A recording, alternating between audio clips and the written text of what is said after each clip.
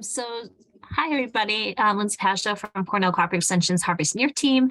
I'm happy to introduce Zach. He has been in his position for a little over, I think just about a year within Harvest New York, and he's located down in the Hudson Valley, and he does climate smart farming practices for all aspects of agricultural in New York State. And I'm going to let Zach take it away. Awesome. Thanks, Lindsay, and thanks, Carla. I'm very happy to be here today. I'm Zach Spangler. I work on the Harvest New York team along with Lindsay, and I focus on kind of agricultural resilience and climate change topics throughout the Hudson Valley and throughout New York State, across all different production systems. So today we're going to kind of dive into cut flower production and what we can do and kind of how we can manage the risks that are coming out of climate change in that context. So if I can change my slide, there we go. Just very basically, I figured I kind of structured this around answering three different questions. What's happening in the context of climate change? What have we seen so far? What are we expecting to happen?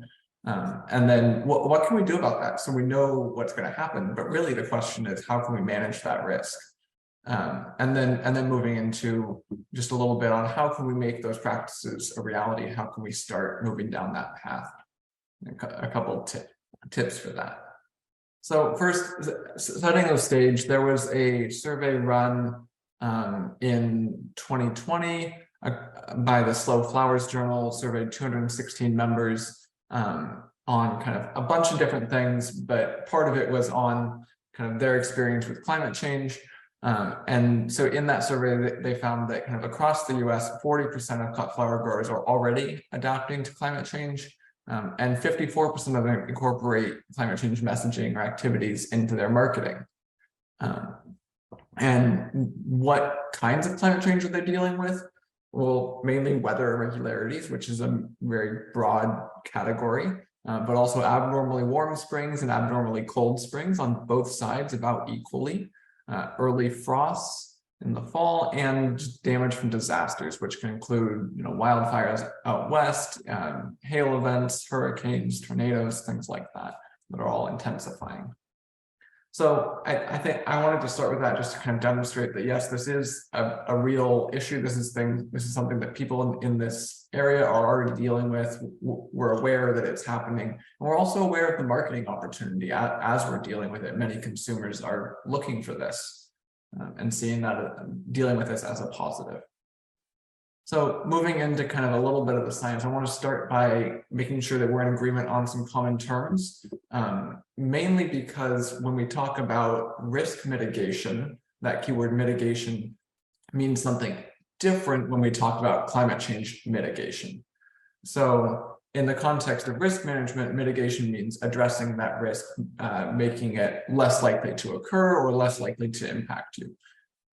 In the context of climate change mitigation, we're looking at reducing greenhouse gas emissions and sequestering carbon.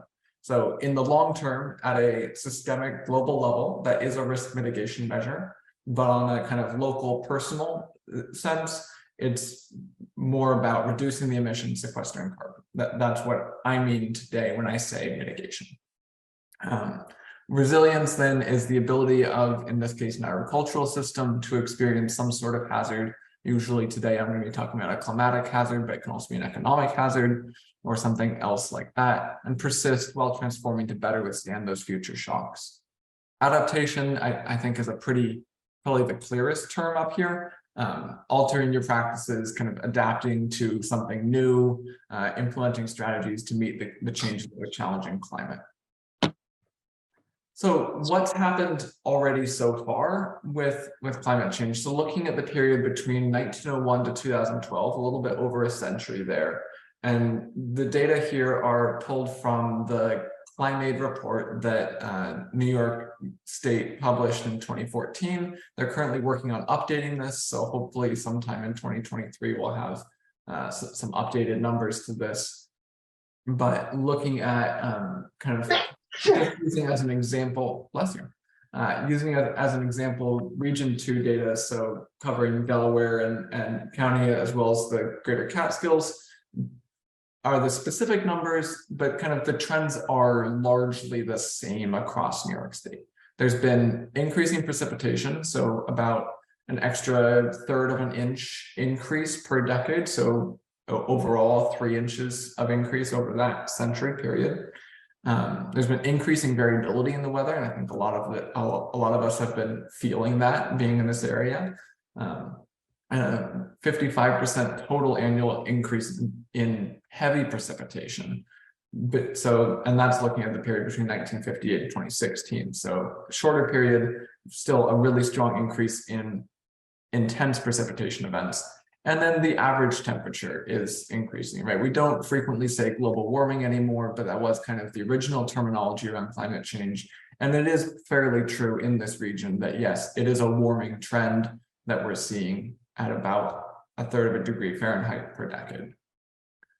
So that's what we've seen so far. What are we expecting to see over the next couple decades?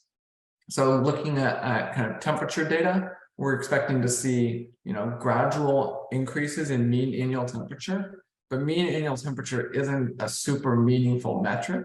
What I think is more interesting to look at is extremes, right? Days over 90 degrees Fahrenheit. We're going to go from 12 in that historical period between 1970 and 2000 to possibly more than doubling that, but in the 2020s, and going over 50 days over 90 by the 2050s. And these numbers are kind of on the upper end of what we can expect. If somebody's curious, I can get into all the kind of modeling that went into this, but suffice it to say, if we prepare for this, then we'll most likely be okay. It's unlikely that it's going to be more extreme than this.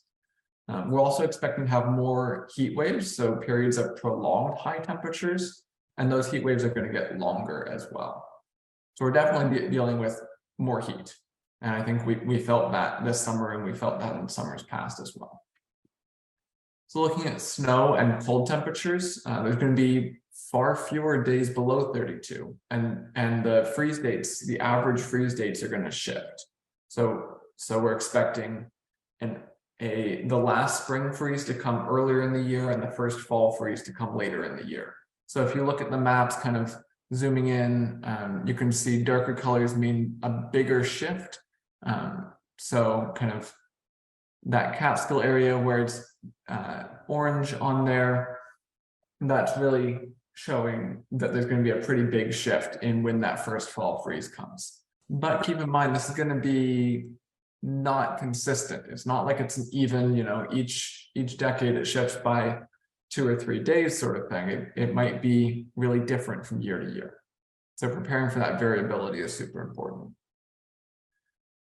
So looking at precipitation, again, overall an increase in mean annual precipitation, but what I really want you to take away from this data is that the extreme precipitation is going to be getting worse.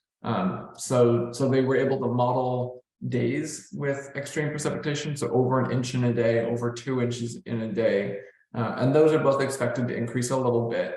But what we're really going to see increases in and really feel are the sub-daily and the sub-hourly extreme precipitation. So those really short but really intense rain events and possibly hail events that can be really damaging to crops that are trying to grow. And that's really hard to model, so there's no specific numbers on those, but we are expecting those to increase. We're also expecting summer droughts to become more frequent and more severe, and I think we felt that this year. And that's a sort of condition that we're expecting to become more frequent over time. On the other hand, growing degree days, we're expecting to see more of. So this is just a sample area somewhere in New York, I think somewhere in the upper Catskill region. And basically, depending on how emissions work out, we could see a range of different values somewhere between those 2 red lines, but an overall increase in growing degree days. Atmospheric CO2, that's kind of what's the main driver of all of this, but it also has direct impacts, right? Higher CO2 concentrations, right? That's what plants use as food. So that can lead to increasing growth of some plants, but due to differences in plant biology, it actually may lead to more increasing growth in what we usually consider weeds than what we are focusing on actually growing. So kind of a double-edged sword there. So that's what we're predicting and what we're expecting to see. So kind of the overall implications of this are there's gonna be a lot of variability. We don't know what the season ahead will bring. We kind of need to prepare for everything. We just need really broad resilience. There's also likely to be new and worse diseases and pests moving in as the climate changes, things moving south, things expanding their range, and things like that. There's also going to be kind of social pressures and trends as we work together throughout society to address climate change, both within New York State, nationally, and internationally. And this manifests through things like the Climate Leadership and Community Protection Act. And I like to see this as an opportunity. Things like this are bringing a lot of funding for climate-related practices, climate change adaptation, climate change mitigation, things like that. But that's definitely something to be aware of and kind of stay informed about. And that's part of the new opportunities that I'm looking at. But also new opportunities come from kind of the potential for an expanded growing season. Shifting frost dates, longer growing period might be beneficial depending on what you're growing and how you're growing it. So that's kind of the first part where we look at what we're expecting. So now let's get into what can we do about that? How can we improve our resilience? How can we adapt? So starting with soil health. Soil health, those of you who were here last week, I think you heard a fair bit about soil health. So hopefully this isn't too much of a recap of that. But basically, soil health has a couple different components: chemical, biological, and physical. And that physical part really dictates how water interacts with the soil, right?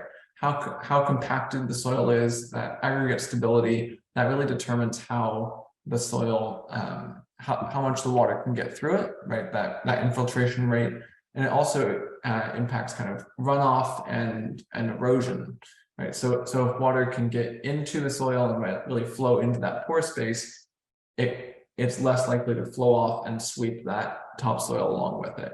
It also helps with what's called water holding capacity, or how much water can stay in that soil without, draining through or immediately running off. And that's really important for dealing with droughts. So if you have low water holding capacity because you have compacted soil with poor aggregate stability, then you're not going to have much water left in a long time after a rain event. So having good, healthy soil can really help on both sides, right? As we have hotter, drier summers, you want to have healthy soil that can hold onto water and act like a sponge.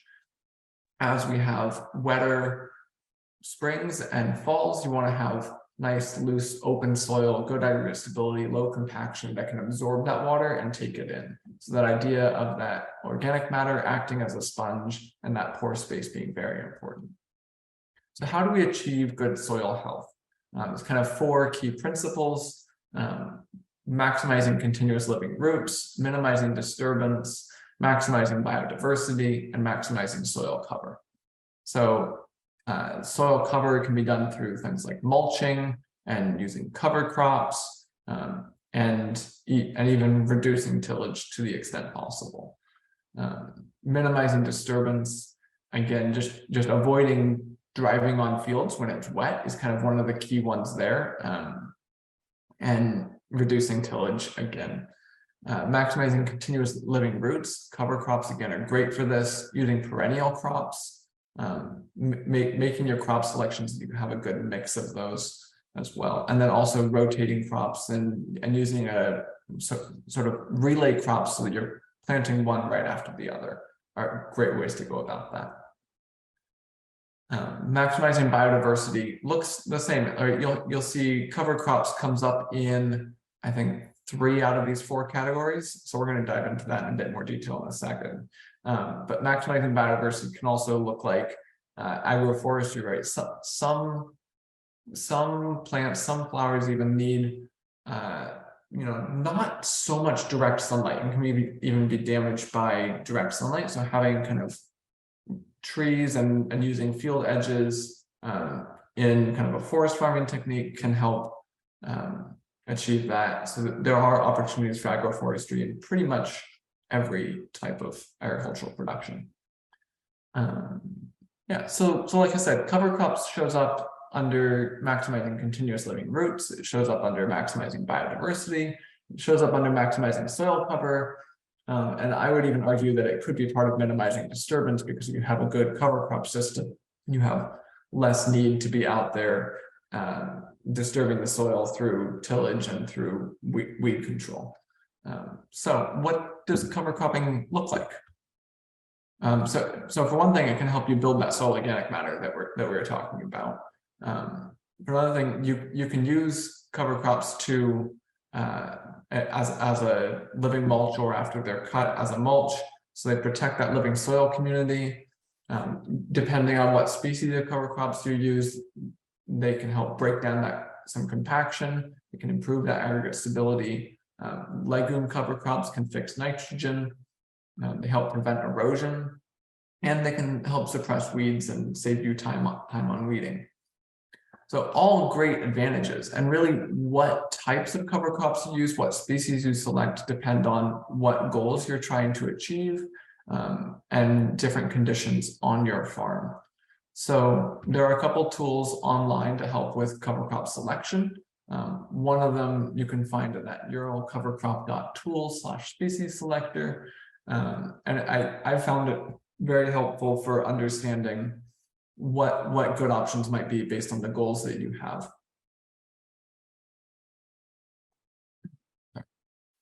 So to use this, basically you give it, your location, kind of what some climate data around frost dates and the frost-free period for your operation, where you are, what your goals are with that cover crop, kind of some soil composition data, some drainage costs, and some of this it will be able to pre-fill just based on that location. But then you also have the opportunity to customize it with your experience in that area. So Zach, speaking of cover crop experience, Kathy shared some of her experience in the chat, and maybe you can speak to that a little bit. Oh, great. You want me to read it off to you? I can Sure. I can pull it up. Okay, yeah, you want to go ahead and pull it up? Great. So just in case anybody isn't looking at the chat, I'll read it out as I read it live. Less than 1 acre on which to grow my flowers and veggies. Does tend to retain water. I'm at the top of a hill with probably a very old hard pan. I can't plant unless I form raised beds, which requires disturbing the soil. Then the next year I can't do manual tillage due to the hills. It only works on fairly level ground. Feel like I'm trapped in a cycle, and I've used cover crops several times, but I have to terminate with mowing at the correct time or mowing at the incorrect time and incorporating it, then making the raised bed. And that does sound like a difficult situation to be in. As far as breaking hardpan, there are some species of cover crops, for example, daikon, or sometimes called tillage radish. It can be very helpful in that because it has a very deep, very strong taproot that goes down and can kind of break through that and create some openings. There's also some people using kind of one or two times going through with some very deep tillage to break through that, and then sticking with a good cover crop. Oh, okay. So the response is in Missouri clay that they I assume daikon and tillage radish bend at the bottom when they hit the hard pan. That's difficult.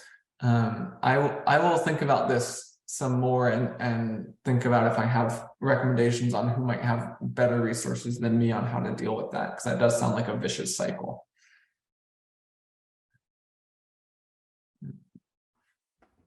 Yeah, so I would recommend folks who are interested in starting down the cover crop journey road to investigate this tool to kind of get a sense of what species might suit their needs. And yeah, I really appreciate having those comments in the chat, Kathy. If anybody else has comments, feel free to stick those in the chat or save it to the end, and we should have some time for discussion as well. Yeah.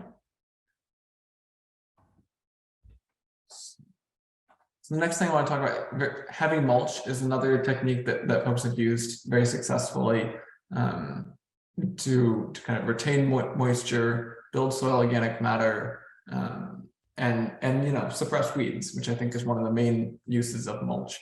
And you have a couple different options. Black plastic mulch is very popular, but some organic, not like certified organic, but some organic material alternatives include compost and just leaf litter, cover crop residue, other wastes. Some people use digested manure solids. Depending on what you have access to and what your kind of network is, you can use a variety of different things. And that's been very successful at kind of achieving those goals.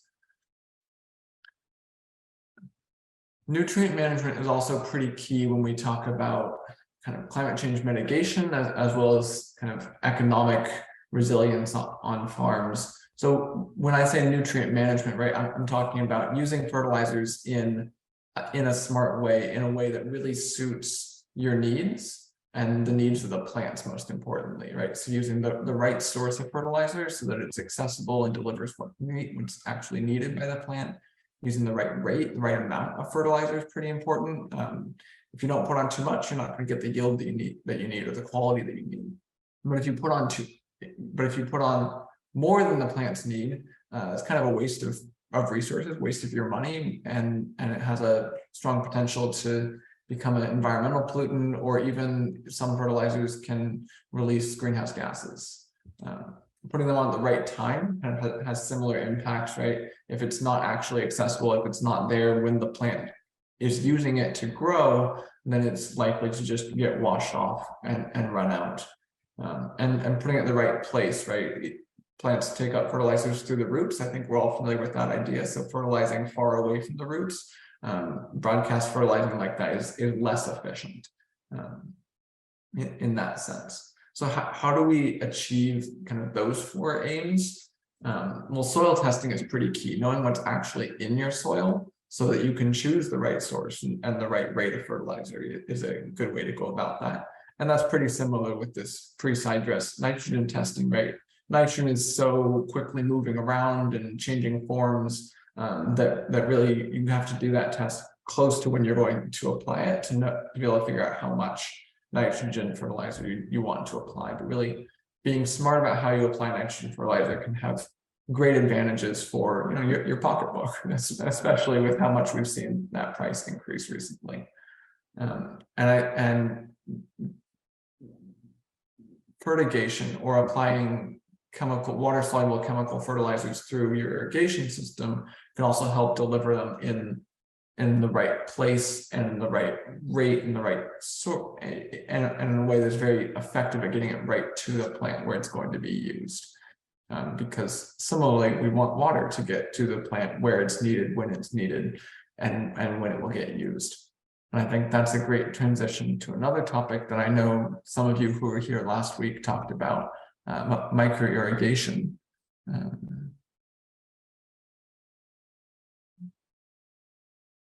One other question in the comment in the chat before we jump into micro-irrigation is around high phosphorus and whether there's kind of plants that will accumulate phosphorus.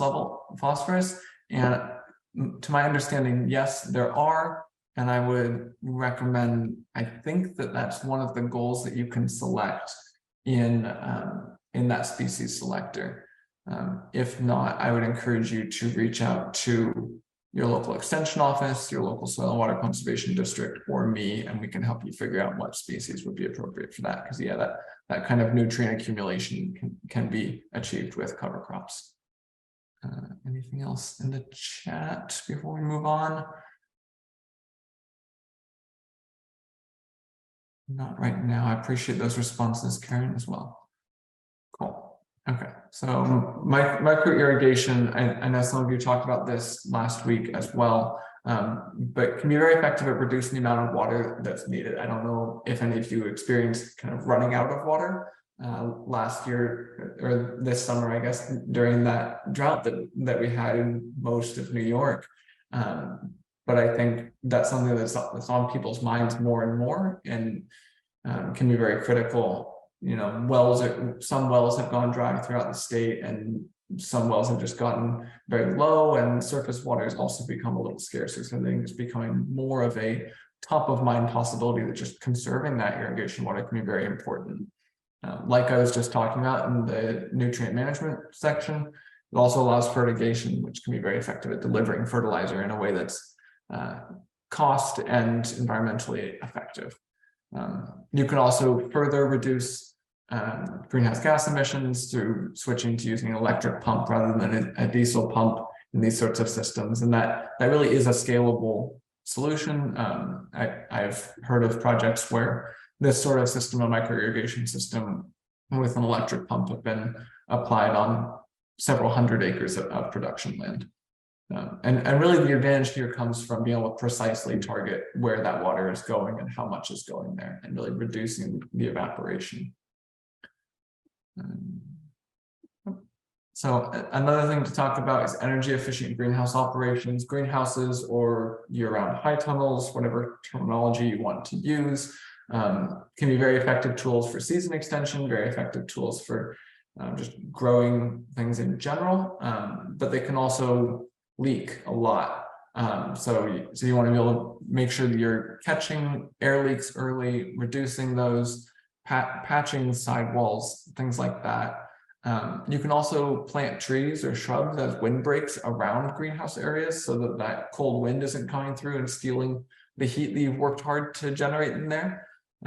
Using accurate and precise thermostats can help, you know, make sure that you're keeping it at the temperature that your plants want it to be in there, and save energy in that way.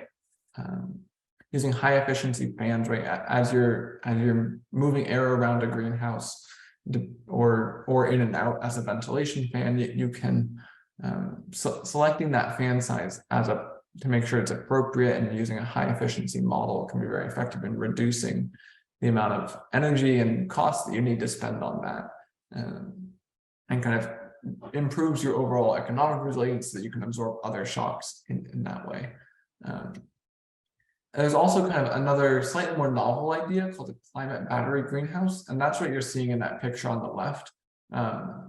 It, you know, from the ground up looks pretty similar to most other greenhouses, but the main difference there is those black risers that kind of look like barrels. What they actually are is air vents coming from below ground. So the idea with a climate battery greenhouse is that instead of using propane to generate extra heat during the shoulder season in winter, you're actually you might have some of that, but mainly you're storing heat underground during the day when there's excess heat in the greenhouse that would otherwise be being vented, and then you can pull that heat out from underground in the evening and night time. So it's a great idea to reduce energy use in that way. It's pretty intensive to install, so it's not really something that's done as a retrofit. But if you're thinking about a new greenhouse, it might be something to incorporate in that.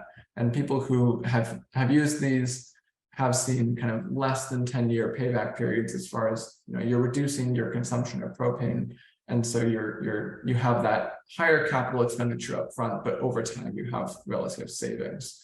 So it can be economically advantageous. So one of the things I mentioned with kind of upcoming climate change issues is having new pests and more intense pest pressure. So things like integrated pest management and staying on top of those can really help improve your resilience to those various different pests and keep your overall pest pressure down. So using marigolds as a repellent or as what's called a guardian plant is one example of that. Let's see. Let's put that there. So what are the guardian plants? So a guardian plant is something that kind of plays host to a natural biological control of a pest. In this case, it's playing host to a predatory mite that then targets Western flower thrips as an example. And there's an interesting UVM, University of Vermont, guide on how to do that I can share with people who are interested. Yeah, and this also helps reduce input usage, which is, anytime we can reduce input use while maintaining the same or higher yield, it's a climate mitigation practice, really. Yeah, so another key way to improve diversity, to improve resilience, is to improve or increase crop diversity. So, and I kind of hinted at this earlier when I was talking about how the upcoming changes in climate are going to be fairly unpredictable season to season. There's going to be a lot of variation. So a key way to deal with that variation is to have a lot of different crops, right? So if something doesn't work well this year, that doesn't mean it won't work well next year. It might, but it also might not. So you might consider just toning back how much of that you have and introducing something else that would have worked well in this year's condition, kind of hedge those bets. So that kind of diversity can happen in space, different plots, different areas of the farm, different rows, having different species or even different varieties of the same species that have different resistance to pests and disease, different tolerance to heat, different tolerance to flooding, things like that.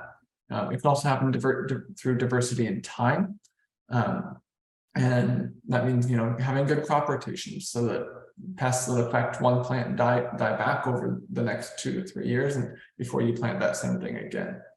And then when it comes to cut flowers, I also saw it coming up a couple times that this kind of diversity is good for your overall operation, but it can also be a strength in marketing where people aren't looking for bouquets of just one flower, right? They're looking for kind of a nice mix, and being able to grow that in a way that supports your farm's resilience can also be a marketing strength.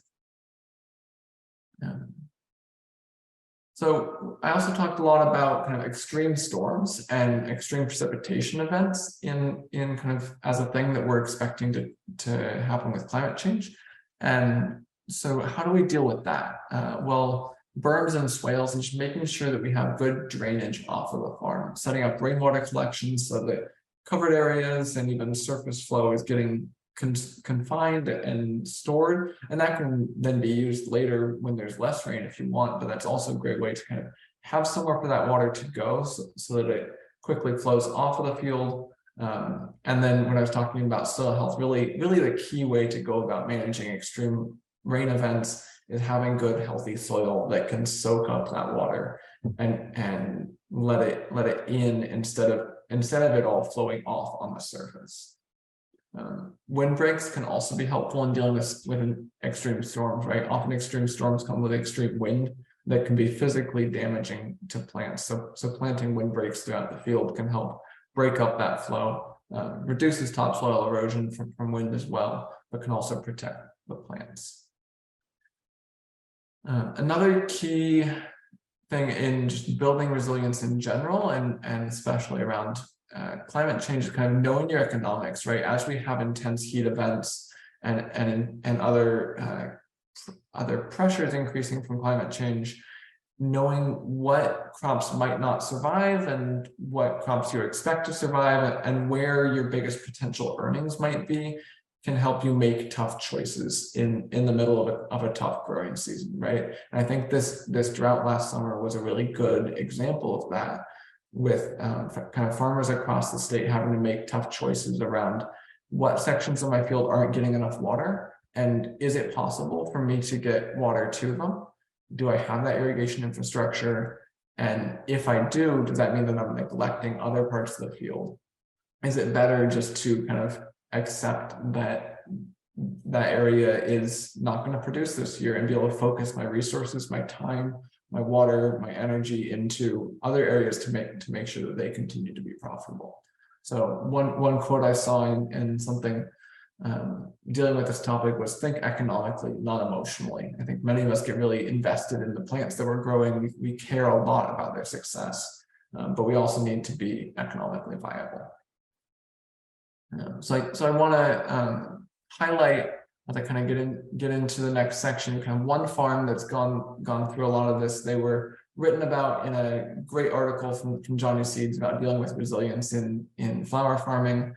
So just kind of a couple of their practices there at Stars in the Meadow. So they were dealing with kind of a cold May that caused them to lose their crop. So this led them to really diversify what they were growing. Like I was talking about, growing different varieties, different species that can deal with different conditions. Because you're not always going to have a cold May. You don't want to just accept that you have a short growing season necessarily. But planting a variety of different things that can help you always produce something. They were also dealing with kind of a lack of water. So like I was just talking on the last slide, they had to prioritize and they knew what areas of their farm were most critical to keep irrigation on, and so they're able to do that prioritization. They also use a lot of mulching, and they're also able to do kind of low till, which helps with their water retention through improving that soil organic matter and keeping healthy soil.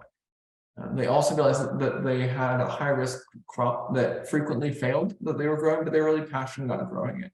So instead of eliminating that crop, which was dahlias, they decided to kind of diversify that revenue stream. So they branched out into selling in not just the blooms, but also dahlia tubers, which kind of allowed them to keep growing that crop while also and kind of hedging whether or not it bloomed well. They always had something to sell. Yeah, so that's kind of what I have for the various practices that you might want to think about implementing to improve resilience. So I do want to connect this briefly to climate change mitigation. And I got at this once a little bit earlier, but really want to drive home this point that if you are increasing your yield while reducing the inputs that you're using to achieve that yield, that's a climate change mitigation measure, right? Anything that you have to input on the farm has some amount of greenhouse gases associated with producing that. So that's great. If you're keeping the yield the same while reducing inputs, I should have had the same column on this little graphic as well, but that's also great. If you're reducing the yield and you're increasing the inputs, well, that's not as good. That's not as good for your pocketbook. That's not as good for the time you had to spend on it, and it's not as good for your resilience. But I think that's pretty obvious. And then those question marks, really, if you're increasing both the inputs and the yield, it kind of just matters how much you're increasing the yield by, how much you're increasing the inputs by, right? Is it in proportion to each other? And if they're both being reduced, that's probably not the best economically, but it might be worth it. But then we want to think about, on a farm level, that might be a decision that makes sense for you. From a systems perspective, we also keep in mind, where are people going to go buy that now? And how does that influence greenhouse gas emissions kind of within New York State, within the US and globally, and how do those local markets work? And that's not necessarily something that you need to think about for your own operation, but just something that's in the back of people's heads. So we also talk, and you've probably heard about soil organic matter in terms of carbon sequestration. And that's something where small increases in soil organic matter can lead to really big levels of carbon sequestration because of the huge area of agricultural land in the US. So every little bit helps, right? And this can be achieved through mulching using compost or cover crops or leaves or anything like that, just keeping that in the soil. Cover crops can themselves fix carbon and sequester it in the root zones. And then I mentioned a couple different ways that trees might be helpful in improving resilience as well. And those are a great way to sequester carbon above ground. Electrification and solar pumps are a great way to kind of avoid using fossil fuels and reduce emissions in that way. So I mentioned at the very beginning that a lot of cut flower farmers are incorporating climate change messaging and climate change related practices in their marketing. So I kind of scrolled through how they're doing that and kind of tried to find a couple of examples. And really, it looks like the main things that people are doing is just talking to their consumers through whatever channels they have, right? Using kind of those opportunities when you're talking to people at farmers markets, through a CSA newsletter, on your website, through social media, all those different things, and kind of working it in gently and saying, we're doing this and this is why. Right? We use cover crops on our farm because that sort of messaging, people seem to really respond to that. There are also a number of cut flower farmers talking about floral foam, and if they're producing their own arrangements to sell, that they've stopped using that. And some even going so far as to say that they're no longer selling to people who use floral foam in making arrangements. And I think that's a very personal choice, but it's something that came up in that marketing discussion because there is that public pressure around it. The other really main theme was just emphasizing local purchasing and the value of local purchasing and supporting your community and supporting the farm and in the resilience that it brings, not just to the farm but to the whole city, town, county area that you're a part of. And that's something that consumers are also really responding to. And I think there's been a lot of public discussion around local purchasing and the benefits of that. So I think that's really in the public eye as well. So now getting into kind of how can we go about actually making these things a reality? Many of the things that I've talked about are long-term investments, right? They're not necessarily something that you'll see an impact from on day one. Some things are, right? Having a variety of different varieties can help hedge that benefit, that risk from day one. But investing in improving soil health, that's something that you'll see that soil organic matter slowly climb year over year to the point where it's really beneficial. But that's an investment that you're making over time. And luckily, there are a variety of organizations that are there to help you make that investment and can provide financial or technical support and kind of planning out, selecting different varieties, and giving financial support in doing that work. So NRCS, the Natural Resources Conservation Service, runs two programs called EQIP and CSP. So many acronyms, I know. EQIP is the Environmental Quality Incentive Program. CSP is the Conservation Stewardship Program. And both of those are oriented around helping farmers implement many of the practices I've talked about today, but notably cover crops and reduce tillage. The EQIP program also has specific funding for high tunnels and high tunnel production. So that's something where you want to connect with your local NRCS agent on how to go about joining those programs, participating in that, and getting that kind of support. Soil and water conservation districts, there's one in every county in New York State. They have a couple of different programs, really all underpinned by the Agricultural Environmental Management, or AIM, framework, where they work with you in kind of making a conservation plan and talking through what your options are. And they can help support practices like cover crops and reduce tillage and irrigation efficiency.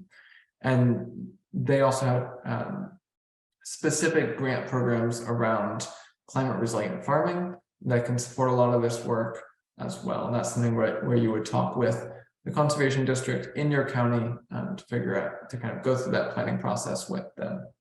There's also other funding sources. The Adirondack Council for producers in the Adirondack Park offers mini grants each year to support general climate resilience. The New York Soil Health Initiative last year offered mini grants for kind of various practices related to soil health, and they're hoping to be able to do that again next year.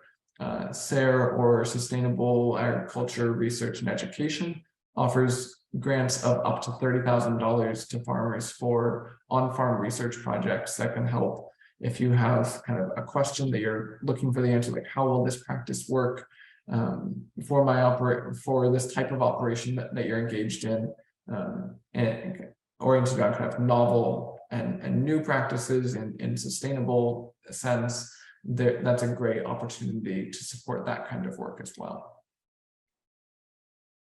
Another thing I want to highlight is kind of the farm energy assessment.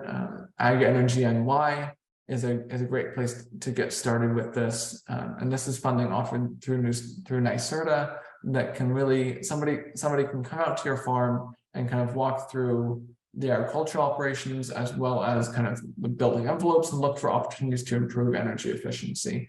And with energy prices increasing rapidly right now, I think this is a great time to kind of look at these opportunities to save costs for yourself and improve that that efficiency through kind of those opportunities that we were talking about in greenhouses before, as well as just insulation and different timing and lighting opportunities. And there is funding through the USDA for implementing a lot of these different practices that you can also apply for. So that is what I have. Feel free to share your experiences, your ideas, thoughts, questions in the chat, or Carla, I don't know if you also do raise hand questions normally. I'll leave that to you. You're muted though. Sorry about that. Yeah, I mean, feel free actually just to unmute and chime in, ask Zach questions while we have him here.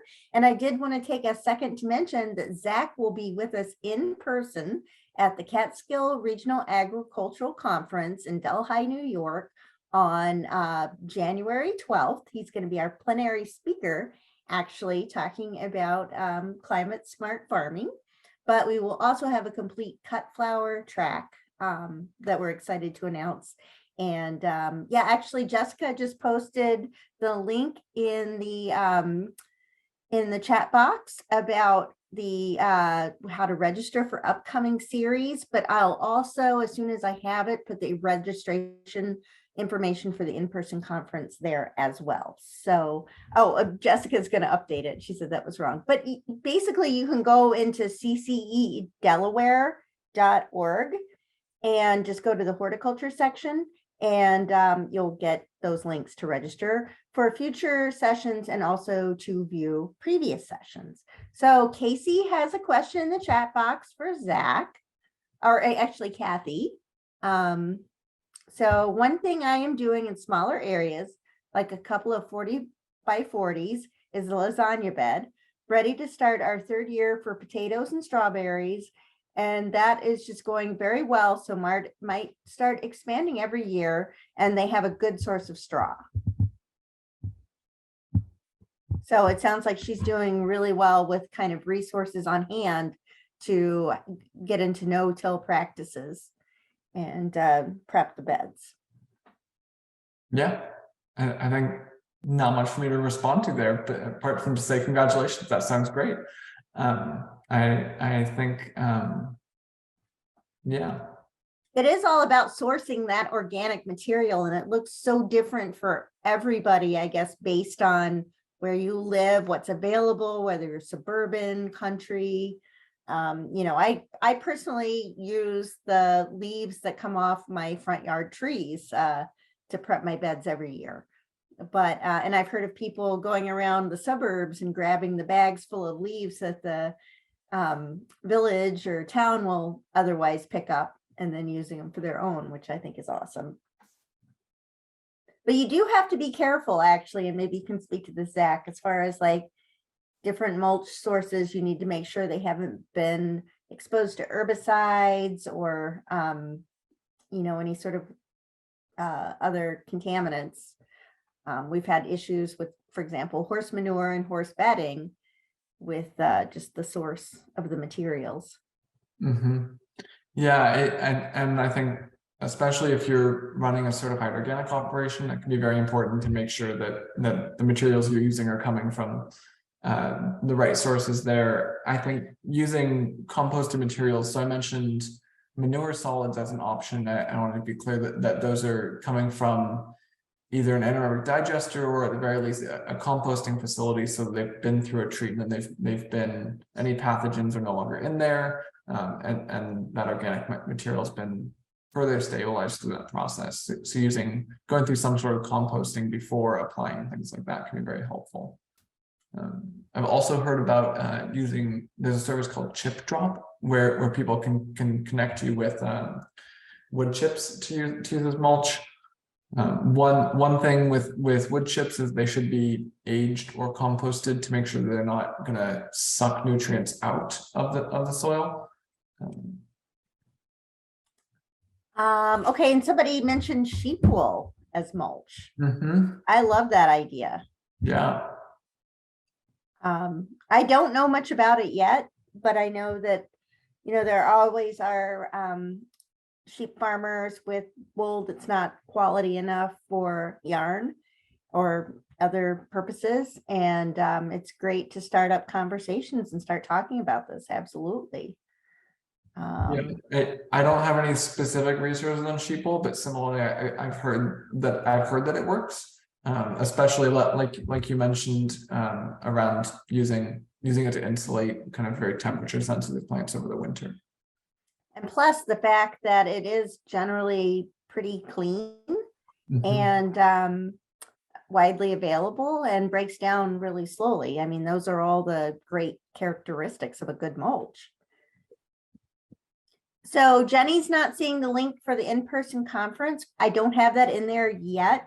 I'm hoping to have that registration link by Monday.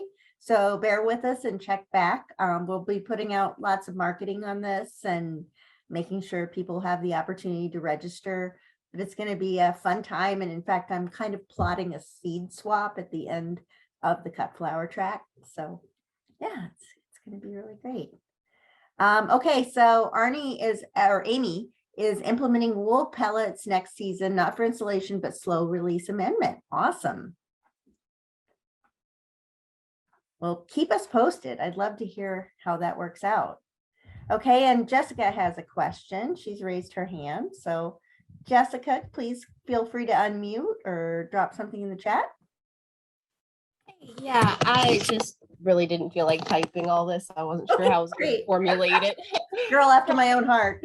I was actually curious. I haven't actually got my land yet, purchased my land, but I have my eyes on some land, though I did the soil survey, soil survey, and it's not the most favorable, conditions I can get into.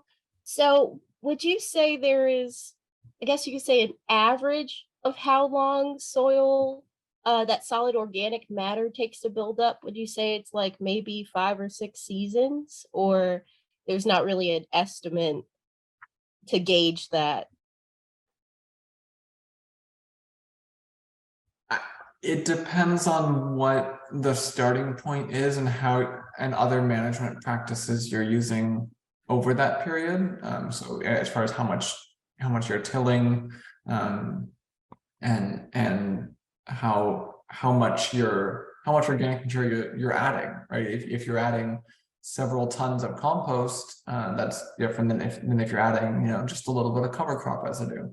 So I think it's hard. I don't think there's any like general guideline for that I'm aware of, but Carla, if you have other comments. I think just as much as you can pile on there, the better. As far as adding the organic amendment, certainly cover cropping is amazing and you can accomplish a lot in just a few seasons with cover cropping, but I think you just have to have a multi-pronged approach to getting those beds in shape.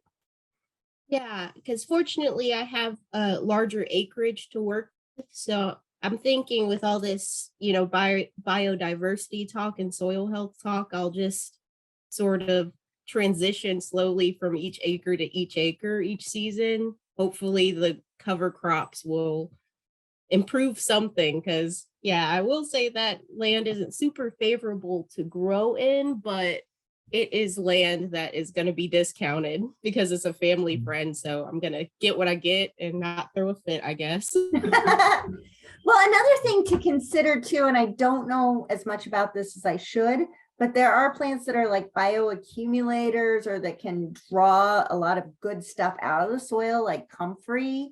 So you could put them on a more marginal part of the land and then harvest the green portions and work them into your compost, to really take advantage of where you have to grow and utilize that to kind of grow your organic material for other parts of your property.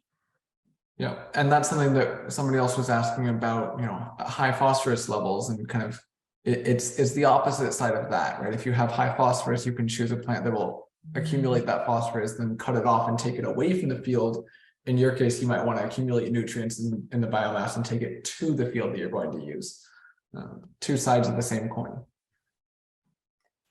All righty, so I think Matt has one more question about any particular crop that has shown better results and cut flower farms, either individual species or a mix?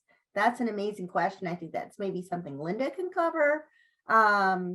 Also, you know, I think the ideal cover would be something that can contribute to your flower harvest as well as make your soil better. Maybe red clover, anything that's sort of, I mean, even like goldenrod is really popular in the fall and it's a good native plant, but that's definitely something worth researching.